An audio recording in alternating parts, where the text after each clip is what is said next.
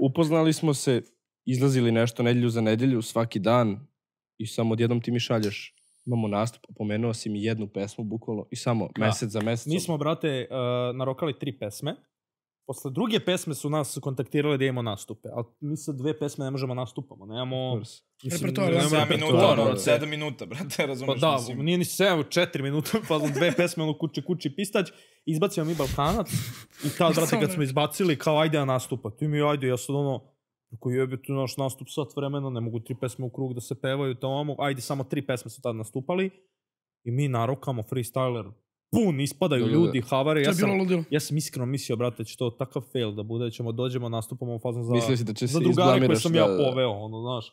Ja gledam... Bio jako dobar nastup. Ja sam bio na tom nastupu. Svi smo bili, brate, tad je izvuko testeru, ali tako bio, ne, i vadio, prvi put ja mislim da je vadio tad, kako se zove, Palac, Despić je bilo baš ludo, brate. Ja sam snimio pre to na freestylu, moj taj klip ima fazon 1 milion pregleda, brate. Da, jeste, da. A čekaj, ko je prepoznao to? To je bilo u oktobru, sećam se. Ili to ono, mislim, ajde bipovačemo ako ne smo ko Dača, Tami, ko vam se prvi javio kao aj nastupate?